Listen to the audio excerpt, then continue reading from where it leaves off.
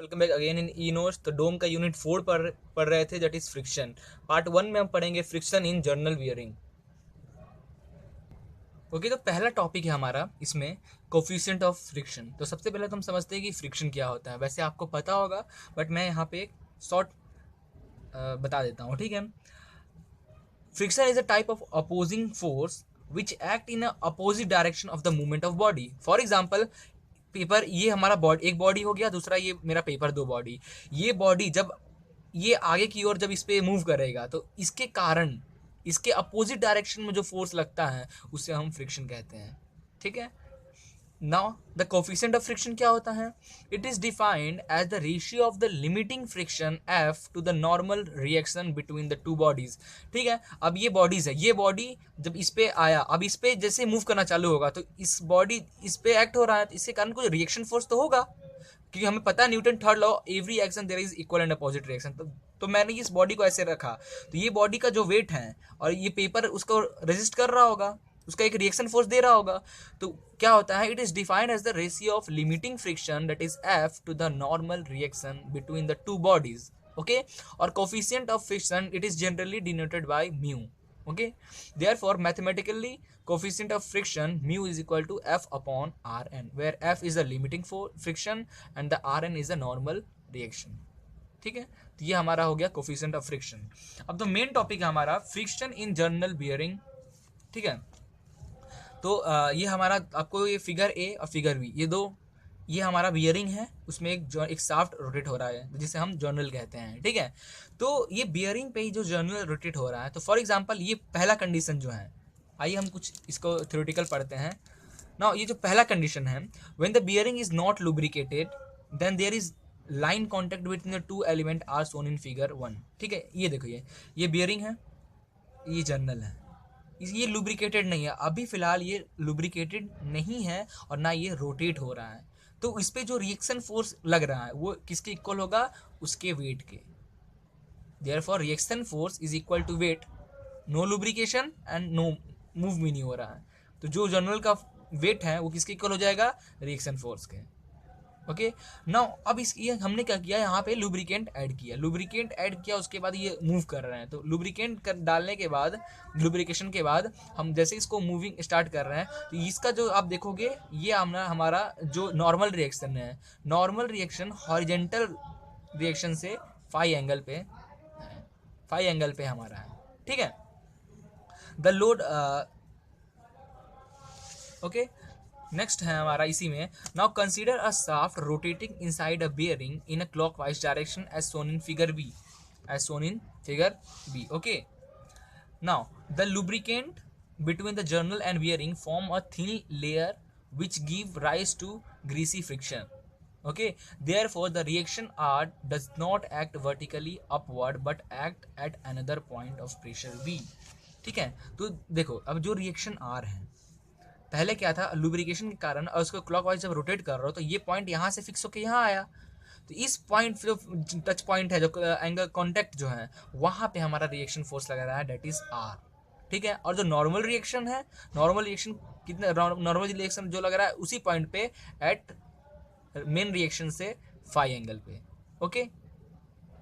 और this is a force that is act you equal to mu R N, इधर की ओर, क्योंकि clockwise rotate हो रहा है। Therefore, due to this shaft rotate, a frictional force F is equal to mu Rn acts at the circumference of the shaft. Okay. Now let phi is the angle between R, means resultant of F and Rn. Mu is the coefficient of friction between the journal and bearing. T is the frictional torque in Newton meter और R is the radius of shaft in metre, ठीक है। अब जब shaft rotate होगा तो हमने बताया कि जो हमारा नॉर्मल रिएक्शन है वो मेन रिएक्शन से फाई एंगल पे टिल्ट है, तो phi is the angle between R and R N, okay. Mu is the coefficient of friction between journal और बियरिंग, कारण जर्नल और बियरिंग के बीच में जो उसका कोफिशिएंट ऑफ फ्रिक्शन होगा उसे हम म्यू से दिखाएंगे। फ्रिक्शनल टॉर्क, क्योंकि जर्नल मूव हो रहा है तो टॉर्क एक्ट हो रहा है, तो फ्रिक्शनल टॉर्क, क्योंकि यहाँ लुब्रिकेशन यूज कर रहे हैं, दूसरे बॉडी पे रोटेट हो रहा है, तो फ्रिक्शनल टॉर्क को हम टी से दिखा रहे हैं, और R is the radius of the shaft और the journal, okay. Now for uniform motion, जब आपका यूनिफॉर्मली रोटेट हो रहा होगा आपका journal, the resultant force R must be zero, ठीक है, and the resultant turning moment on the shaft must be also zero. जब यूनिफॉर्म में मीन्स कोई चेंजेस नहीं हो रहा है, एक ही स्पीड में रोटेट हो रहा है, तो for uniform condition the resultant force R must be zero and the turning movement of the shaft will also be zero. Therefore R is equal to W and T is equal to W upon O C. What is O C? O C is a perpendicular distance. अब देखिए figure इसमें देखें, ठीक है, ये load लग रहा है, टॉर्क क्या होता है? Force into perpendicular distance. अब ये लोड लग रहा है, अब इस पॉइंट पे जहाँ पे कांटेक्ट हो रहा है वहाँ मैंने एक्सटेंड किया, तो ये load into O C perpendicular distance, O C लिखा। Okay, therefore W into O B sine phi. अब इन फाई को लो और इसको इस ट्रेंगल में ओ बी और सी ट्रेंगल में क्या हो जाएगा, हम ओ सी को क्या लिख सकते हैं? O B sine phi, where O B क्या है? O B is the R है, O B radius of shaft, तो डब्ल्यू आर साइन फाई हो जाएगा। Since phi is very small, therefore substitute sin phi is equal to tan phi। ठीक है, ये तो मैथ्स में आप पढ़े होंगे कि जब बहुत ज़्यादा फाई छोटा होता है तो साइन फाई को हम tan phi लिखते हैं। Therefore t is equal to WR tan phi। Okay, and the t is equal to where WR tan phi, where mu is equal to tan phi, where friction mu is equal to tan phi, therefore t is equal to mu WR। Okay, ये तो हमारा torque आ गया। Then power क्या होगा? Power का formula हमें पता है, T into angular velocity, T into angular velocity. Angular velocity is 2 pi N upon 60। Therefore power is equal to 2 pi, oh sorry for that. तो स्टार्ट करते हैं। पावर का फॉर्मूला हमें पता है 2 पाई एन टी अपॉन 60 होता है। तो हमने जर्नल बियरिंग में, फ्रिक्शन इन जर्नल बियरिंग में हमने टी की वैल्यू निकाला, that is mu W R. W is load not omega, W R is the radius of journal. तो power equal to 2 pi N T upon 60 होता है, तो T की जगह पर हम म्यू डब्ल्यू आर पुट कर सकते हैं। तो हमने पुट करेंगे तो हमारा जो मेन फॉर्मूला आएगा that is 2 pi N mu W R upon 60। ठीक है।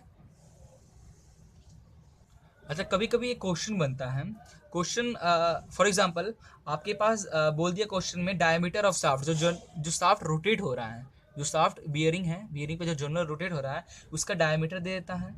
ठीक है, और बोलता है कैरीज, जो लोड एक्ट हो रहा है, जो शाफ्ट का लोड है वो बोल देता है कोई वैल्यू ना। और coefficient of friction between journal and bearing भी दिया रहता है क्वेश्चन में। फाइंड पावर फाइंड करना है हमें। ठीक है, और उसकी स्पीड, जर्नल जो रोटेट हो रहा है उसकी स्पीड दे दिया होता है, तो उसे कैसे कैलकुलेट करेंगे? तो हमें पता है कि हमारा पावर का फॉर्मूला होता है 2 पाई एन टी अपॉन 60। तो हम ये भी जानते हैं, एन तो हमारा क्वेश्चन में दिया है, ठीक है, पावर कैलकुलेट करना है, टी निकल जाए किसी तरह तो काम हो जाएगा। तो टी निकलने का फॉर्मूला अभी हमें म्यू डब्ल्यू आर, लोड भी दिया हुआ है, डायमीटर दिया तो उससे रेडियस निकाल लो, और म्यू कोफिशिएंट ऑफ फ्रिक्शन भी दिया हुआ है तो उससे टी निकल गया, टी की वैल्यू पुट करो, डायरेक्ट पावर निकल आएगा। तो ऐसे ही छोटे मोटे क्वेश्चंस इस पे बनते हैं, और बहुत कम चांस है इसका क्वेश्चन बने, इतना इजी क्वेश्चन नहीं मिलता है आपका। इसका पूछ सकता है कि इसे डिराइव करो, इसको एक्सप्लेन करो, ऐसा कुछ। ठीक है, और हो सकता है किसी और दूसरे क्वेश्चन में ये टॉपिक कंबाइन करके आपका इसका न्यूमेरिकल दे दे। ओके, तो फिलहाल फ्रिक्शन इन जनरल बियरिंग में इतना ही था। तो thank you for watching this video, please like and share it and don't forget to subscribe it.